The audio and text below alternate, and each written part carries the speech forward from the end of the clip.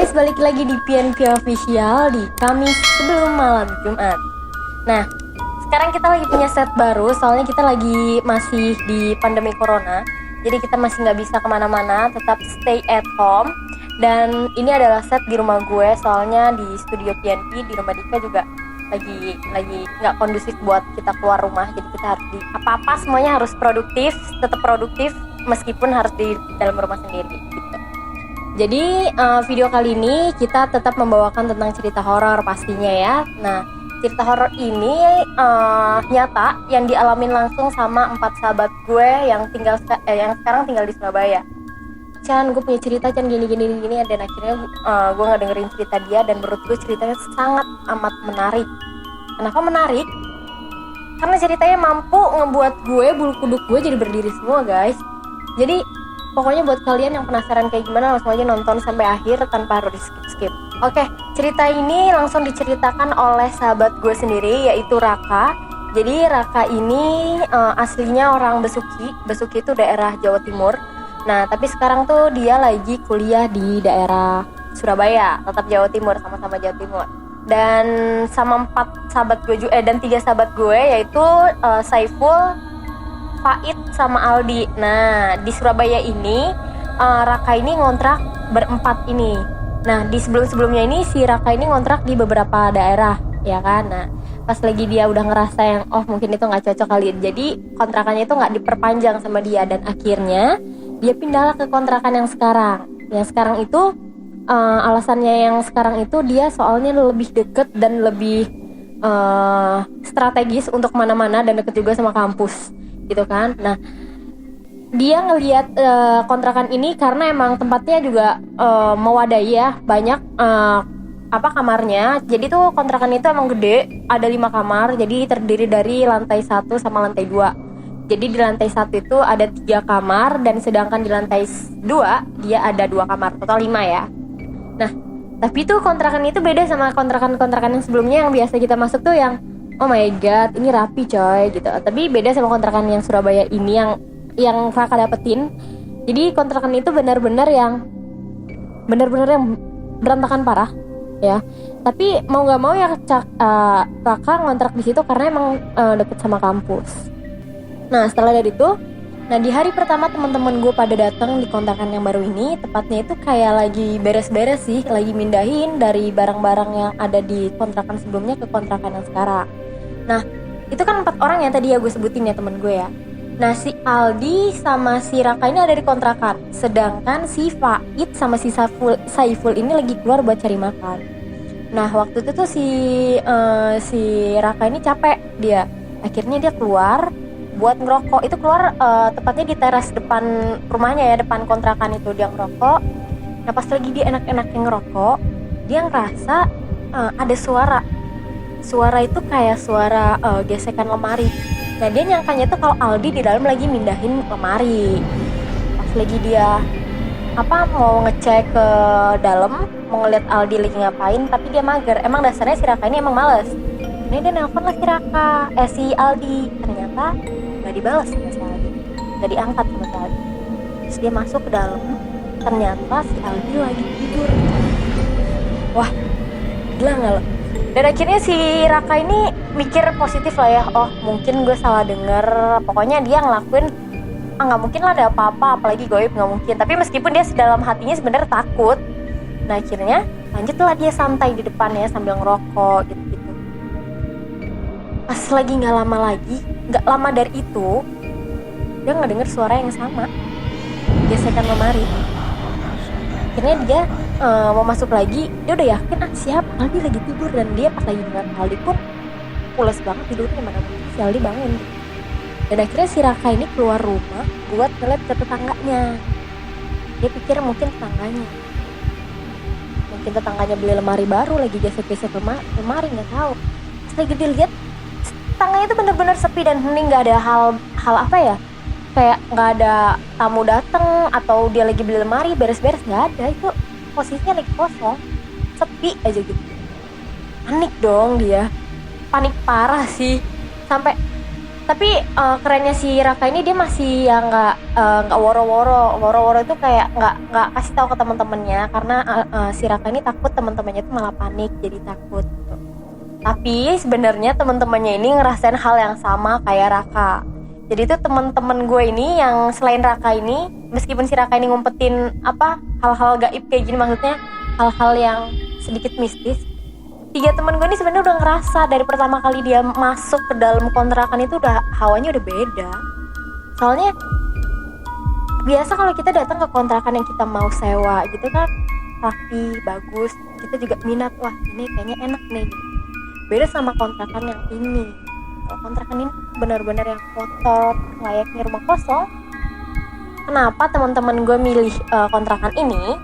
Ya karena dia nggak ada pilihan lain, soalnya emang ini tuh kontrakan yang emang benar-benar deket sama kampus, jadi mungkin lebih efisien buat kampus sambil jalan kaki atau apalah gitu. Nah, nggak beberapa lama dari kejadian Raka, tiba-tiba Saiful mengalami hal yang serupa. Bedanya, kalau Raka tadi itu dengar suara-suara yang geser lemari gitu. Tapi kalau Saiful ini dia tuh kayak ngedenger semacam langkah kaki. Itu kayak ngedenger langkah kaki. Kita kan kalau melangkah tuh pasti bunyi duk, duk. Apalagi kalau kita tuh lantai keramik ini loh, pasti bunyi duk, duk, gitu kan. Sama si Saiful juga ngerasanya juga ada kayak gitu. Oh pas sama dia mungkin dikiranya temennya, ternyata sama dia dicek ternyata nggak ada. Gak lama dari itu dia udah ngedenger suara-suara kayak gitu. Dia langsung setelah dari itu dia ngedengar suara-suara yang langkah kaki gitu-gitu, dia nengok ke lantai 2 coy. Ternyata di lantai 2 dia ngelihat sekilas itu bayangan hitam gede banget. Gila, temen gue baru dateng dan itu mungkin dia sambutan kali ya. Mungkin orang-orang zaman dulu tuh kalau ngedatengin rumah kosong gitu-gitu emang selalu ngadain pengajian sih ya. Mungkin temen gue belum ngaji kali ya. Tapi tipsnya buat kalian yang datang ke ruangan-ruangan baru, apalagi ya baru pertama kali kita datengin gitu-gitu, kita ucapin salam sih. Apalagi kalau kita mau tinggalin itu emang seharusnya sih ada kayak pengajian, selamatan gitu-gitu. Ya sih. Itu adat bukan sih? Adat ya? Atau adat yang menjadi kebiasaan? Adat sama kebiasaan apa nih? Ya pokoknya gitulah ya. Nah dari itu, gak lama dari itu mereka udah merasa janggal. Mereka baru datang langsung disambut dengan hal-hal yang kayak begitu. Akhirnya dia laporlah ke pemilik kontrakan. Nah beruntungnya si pemilik kontrakan ini cuman tinggalnya tuh seberangan sama mereka. Jadi kontrakan ini di sini contohnya ya, depan situ tuh itu rumah si bapaknya yang punya gitu. Terus habis itu bapaknya juga nggak percaya. Gue juga bingung ya, bapaknya depan rumahnya kan pasti kan ngelihat kondisi, oh ini rumah gue nih berhantu. Gue aja ngerasa loh kayak rumah tuh depan rumah gue nih contohnya nih, itu emang udah lama banget nggak ditinggalin sama orang. Gue ngerasa emang itu pasti ada, dan rumah kayak gini pun sebenarnya ada. Bapaknya itu nggak percaya kalau rumahnya itu berhantu atau apalah itu. Dia ngerasanya ya kalau itu ya nggak ada gitu loh. Tapi teman gue ini pada ngotot, Pak gue tuh ngerasain hal yang kayak begini Pak, kejadian gue tuh udah kayak begini gini. Dan akhirnya si yang punya kontrakan ini dia tuh ke gurunya, entah itu ke Habib, Ustadz atau apalah, dia akhirnya dapatlah air. Katanya air ini, pokoknya air botol ini yang isinya air ini harus disiramin ke sudut-sudut dalam kontrakan. Itu nggak boleh sampai putus. Jadi lu tuh nyiramnya tuh harus terus-terusan, nggak boleh sampai yang ntar dulu deh gue capek, tuh nggak boleh. Pokoknya dia harus terus gitu, nggak boleh putus. Nah pas lagi teman gue nyiram kayak gitu, temen gue tuh pas lagi di pertengahan tuh ngerasa ini kejadian. Jadi tuh botolnya ini ngadet rusak. Dan akhirnya kalau rusak kan nggak bisa keluar, akhirnya diperbaiki dong sama temen gue. Nah disitulah dia ini berhenti. Nah si bapaknya sih yang slow, yang penting gue udah nyiram. Tapi temen gue ngerasa yang ini sama gurunya kan nggak boleh sampai putus. Tapi gue tadi tuh putus, soalnya ada kejanggalan yang nggak bisa keluar, airnya ngadet gitu loh. Dan ya udah loh, akhirnya temen gue positif aja terus. udah yang penting udah kasih doa, ternyata yang penting udah dikasih apalah itu gitu kan, yang dikasih air gitu sama guru si yang punya kontrakan ini. Dia ngerasa yang jauh lebih aman. Taunya gak lama dari itu setannya tuh malah lebih dia tuh isengnya tuh makin barbar coy, makin barbar banget. Entah dia yang parabotan pada jatuh lah, dia ditampakin yang tampakin bayangan sih ya, bayangan gede tapi matanya itu benar-benar jelas kuning gitu. Gak lama dari itu jadi teman-teman gue ini ngajak teman-teman dari SMA. Setelah dari itu beberapa mereka kan suka ditaruhlah di depan kayak ruangan kosong, bukan ruangan kosong sih, kayak di teras gitu loh, di ruang tengah. Ruang tengah. Nah, dia tuh semuanya lagi di ruang tengah. Sebagian itu ada yang tidur, sebagian itu enggak. Nah, yang enggak tidur ini mereka semua tuh ngedengar kalau parabotan itu jatuh. Mereka tuh ngedengar panci itu lagi main di belakang, bukan main sih, kayak yang jatuh aja gitu. Nah, pas lagi sebagian ini yang tidur ini kebangun sama gara-gara bunyi itu. Pas lagi dilihat sama mereka nggak ada apa-apa coy. Serem banget gak sih? Bener-bener yang ya kali kan kalau gue dengerin sendiri sih ya mungkin gue bakal mikir oh mungkin gue lagi halu, mungkin gue lagi baik pikiran, jadi gue menimbulkan apa ya, pikiran-pikiran jelek gini. Tapi ini kan semuanya ngedenger, jadi nggak mungkin dong dia salah denger. Nah, nggak lama dari itu mereka yang ya udahlah coy, selalu nggak ada apa-apa, orang gue kesana nggak ada apa-apa, mungkin itu tikus gitu kan, meskipun barangnya nggak ada yang jatuh tapi bunyinya doang gitu. Ini merasa yang garpu atau sendok itu jatuh gelinding ke mereka, pas lagi dilihat sama nggak ada. Serem banget gak sih? Nah, setelah dari itu juga si Raka ini waktu itu posisinya lagi ada di kamar dan sebagian ini lagi ada di ruang tengah. Nah, si Raka ini lagi tidur. Nah, posisinya dia itu tidur itu pintu kamarnya itu ditutup. Kalau nggak ditutup dia bakal bisa ngelihat langsung situasi di lantai 2. Jadi daripada dia parno ngelihat yang enggak, ngelihat bayangan lagi, ngelihat mata-mata kuning lagi. Dia pernah ngelihat sampai yang bayangan mata kuning gitu, pernah sampai yang ya pokoknya gitulah. Nah, akhirnya itu ditutup lah pintunya biar nggak ngeliat yang kayak gitu kan. Nah, itu pas lagi ditutup sama pintunya sama si Raka, pintu ini kayak berasa ada yang nendang, jebrok. Nah, dikira Raka ini si Saiful yang iseng, diamlah dia, selalu lah. Nah, beberapa hari kemudian itu si Saiful ada di ruang tengah, sedangkan si Raka itu ada di kamarnya. Kamar Cakra ini emang ada di bawah, kamar Raka ini emang ada di bawah kan, di lantai 1. Nah, pas lagi Raka tidur, Raka ngedenger pintunya itu kayak suara ketendang gitu.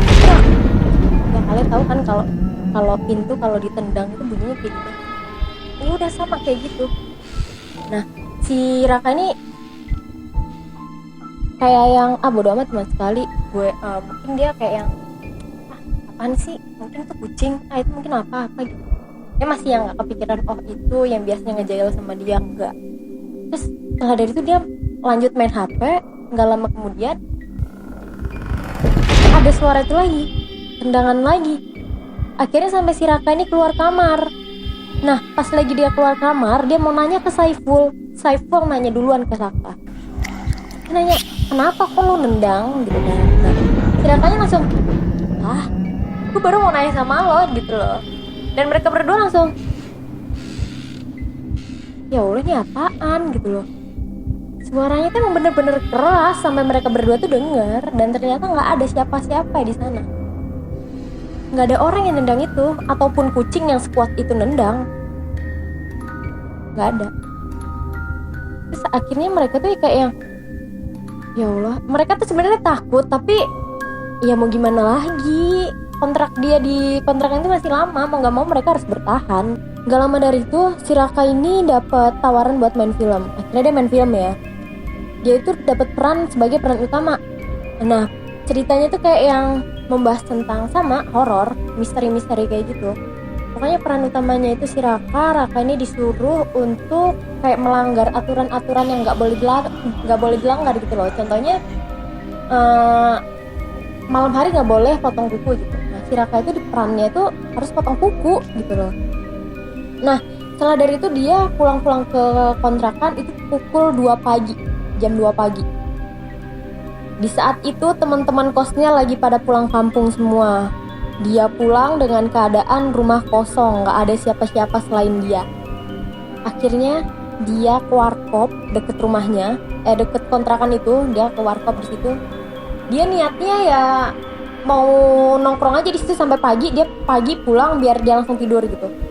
Ternyata dia nggak kuat coy. Dia udah ngopi, dia udah nyemil-nyemil, dia nggak kuat. Si Raka ini sampai jam 4 pagi, saking dia nggak kuatnya dia pulang ke kontrakan. Dia tahu dia bakal, wah gue bakal kejadian mistis lagi nih. Tapi dia tahan lagi, dia udah nggak ada pilihan lagi coy. Dia udah ngantuk parah. Dia mau pulang juga, mau ke kontrakan juga nggak mau, tapi nggak ada pilihan lagi. Ya udah akhirnya dia masuk kamar. Lampu semuanya lantai 1, lantai 2 semua jadi nyalain sama dia. Dia kunci kamar dan dia langsung dengerin musik sekeras mungkin. Sampai-sampai dia ngedenger suara anak kecil nangis. Dan ini posisinya kan emang Raka itu kan lagi ngedengerin musik suara gede banget, kenceng banget. Nah, dia tuh masih mikir yang apa ini sebagian suara ini dari musik ini atau emang ada suara tangisan gitu loh. Jadi dia pause lah tuh musik. Ternyata suaranya masih coy. Musik udah mati, suara tangisan itu masih ada. Sumpah, itu merinding parah sih. Terus setelah dari itu si Raka ini langsung hibrid, lari sekencang-kencangnya. Dia sampai nggak ngunci pintu, dia langsung lari lah itu ke tempat tongkrongan yang tadi, warkop yang deket kompleknya itu. Dia lari sampai tukang warkopnya juga heran kenapa dia lari sampai ngap kayak gitu loh. Ceritalah dia semuanya kalau di kontrakan itu tuh emang kayak gini lah, barusan dia kejadian inilah gitu gini. Akhirnya abang warkopnya itu ngasih tumpangan tidur sama dia sampai besok paginya. Kasian ya. Waktu itu ada temen Raka juga lagi main di kontrakan itu, namanya Mahmud. Nah si Mahmud ini waktu itu lagi berduaan sama si Raka. Nah gak lama dari itu Raka ini pamit sama dia buat keluar dulu bentar, mau ngambil kamera yang dipinjam sama temannya. Nah padahal tuh si Raka itu jangka waktunya tuh pendek banget loh, bentaran doang udah dia keluar tuh, datang. Pas lagi kontrakan si Mahmud udah berdiri aja dia depan pintu, yang mukanya udah flat aja gitu loh. Pas lagi ditanya, si Raka udah tahu, wah nih pasti bocah kenapa-napa. Tapi si Raka juga nggak kepikiran ini anak juga bakal ini anak pasti bakal diisengin tuh, dia nggak nyangka. Ternyata pas lagi ditelurusin dan ditanya-tanya terus awalnya sih emang nggak jawab dia. Dan pada akhirnya dia jawab pertanyaan Raka, dia kenapa. Dan akhirnya benar, dia ngelihat bayangan hitam gede banget di lantai 2, matanya warna kuning. Bayangin coba, kalian lagi di rumah orangnya lagi nggak ada, kalian juga ngapa-ngapain juga sungkan, tiba-tiba kalian dilihat sama orang yang makhluk halus kayak gitu, matanya warna kuning. Sumpah, gue kalau jadi Mahmud, gue nggak bakal nungguin si Raka datang, gue langsung ngibrit. Itu serem banget coy, serem banget. Terus nggak lama juga si Saiful itu lagi enak-enak lagi masak, dia lapar waktu itu lagi masak. Emang di dapur mereka itu ada kayak dua keramik itu, dua kotak keramik itu emang pecah gitu loh. Jadi otomatis kalau logikanya ya, kalau kita lewat dan nginjek itu pasti bunyi kreteng gitu, kayak krek atau ya bunyi lah, gimana sih gitu kan. Nah pas lagi Saiful ini lagi masak, bunyi, dan dia tuh masih ngehirauin gitu loh, oh mungkin si Raka atau Faid atau Aldi lagi nyamperin dia atau apa gitu. Dia tetap aja fokus. Pas lagi dilihat sama dia, pas lagi bunyi lagi, itu nggak ada sama sekali. Dia udah nengok, udah ngecek, udah kemana-mana, teman-temannya masih ada tempatnya masing-masing, lagi sibuk dengan kerjaan masing-masing. Tapi teman-teman gue ini termasuk hebat loh, bisa bertahan sampai sekarang di tempat yang menurut gue wow. Nah itu dia cerita horor dari temen gue, Raka. Semoga Raka, Saiful, Faid, juga Aldi, semoga diberi kesehatan dan diberi kekuatan lah untuk bertahan di kontrakan tersebut. Gue yakin kok kalian pasti bisa. Dan buat kalian yang juga punya cerita-cerita seseru ini, sehoror ini, boleh cerita langsung di kolom komentar atau nggak langsung aja di DM di Instagram kita, di bawah ada. Juga buat kalian mengenai hantu nggak perlu lah ditakutin. Kita takut sama hantu bukan berarti kita melawan hantu, tapi kita saling menjaga. Kita percaya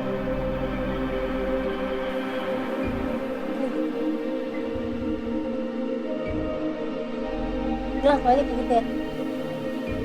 Kita percaya hantu itu ada dan kita saling tidak mengganggu. Kita tidak usah mengganggu mereka dan jadi mereka pun tidak akan mengganggu kita. Saling mentoleransi, harus jaga kesopanan. Setiap datang ke ruangan-ruangan yang gak kalian kenal gitu, ya kalian biasain lah buat assalamualaikum, atau nggak datang ke tempat-tempat kayak ginian, tempat-tempat yang kosong kalian mau tinggalin, kalian harus selamatan gitu loh. Ya berdoa aja gitu. Udah deh, langsung aja ya. Terima kasih sudah menonton video terbaru ini, dan jangan lupa like, subscribe, dan share ke teman-teman kalian biar teman-teman kalian ikutan bahagia nonton video terbaru dari kita. Terima kasih, see you next video, bye.